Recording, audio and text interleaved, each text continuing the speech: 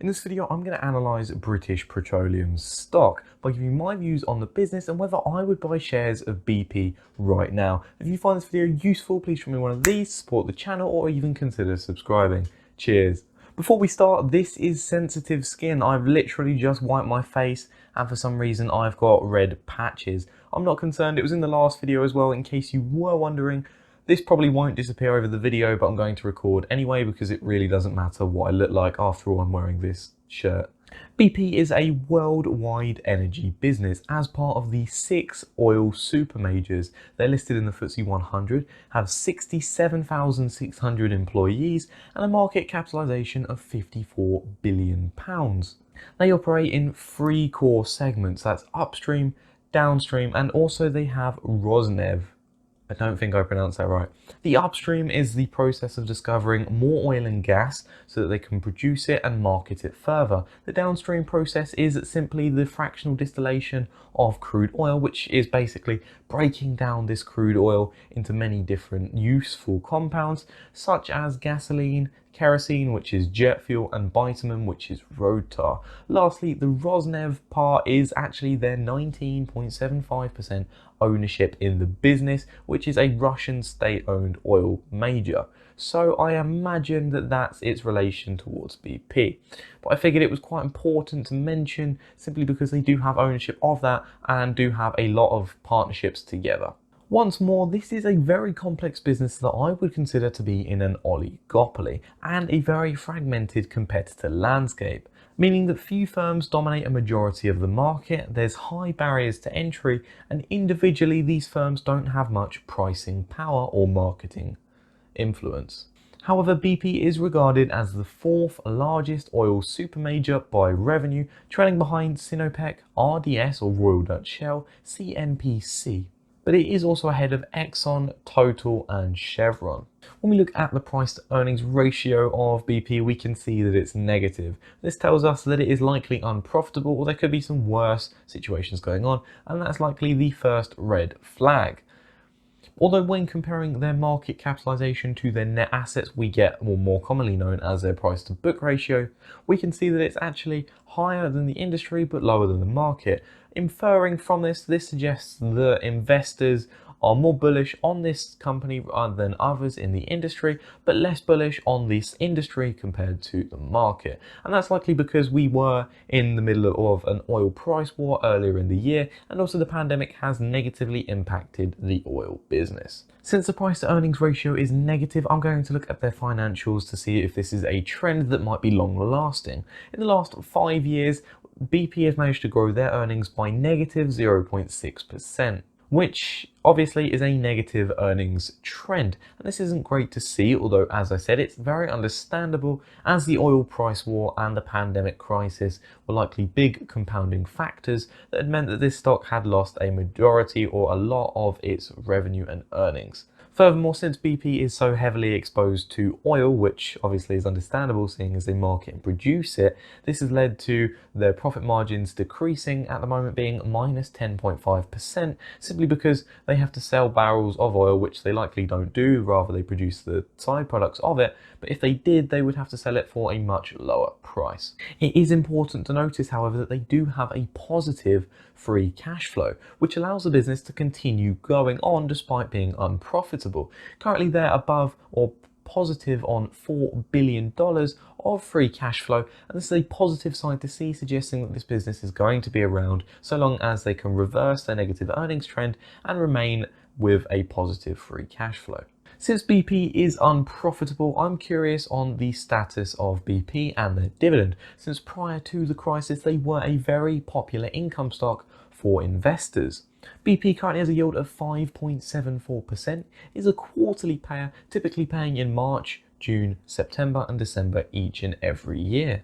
In the last 20 years, BP has managed to pay a dividend every single year. However, there were 2 dividend cuts. That is in 2010, and that was in 2010 due to the oil spill, which had cost a lot of lives and also a significant amount of capital.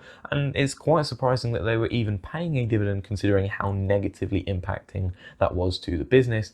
Furthermore, in 2020, and that was due to, as I said, the oil price war and the pandemic crisis. Usually I would show you the 10-year CAGR, or compound annual growth rate, of the dividend, but since the cut was in 2010, you can see this would lead to an inaccurate representation of how well the business is at growing a dividend. So I'm going to look at the 15-year compound annual growth rate. And annually, over the last 15 years, they've managed to grow their dividend year on year by minus 0.67%. And that's not accounting for the 2020 cut, which would likely push this further into the negatives. However, what we can see from their dividend history is that they are in fact a reliable dividend payer. Obviously, they've been caught in two unfortunate situations, one being the BP oil spill, and I suspect that going forward, providing there isn't any major crisis that impact the oilers, that BP will likely remain to be very reliable and if not have some slight growth on their dividend, whilst also remaining high yield.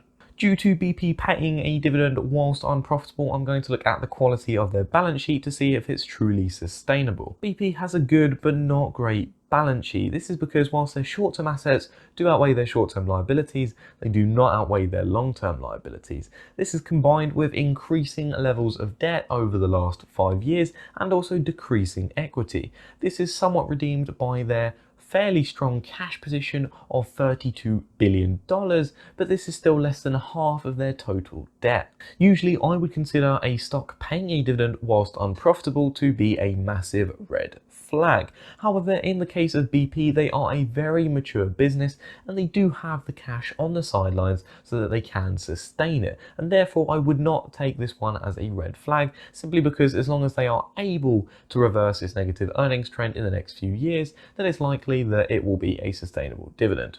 This would also explain why over the last 5 to 10 years, BP has had a very cyclical revenue and earnings history. That's because it's so heavily tied to the commodity of oil, and therefore it's likely to change as oil rises or falls. For example, the OPEC was still in control over the oil prices, then it would be a much more positive outlook for the industry as they'd be selling it at more for a barrel.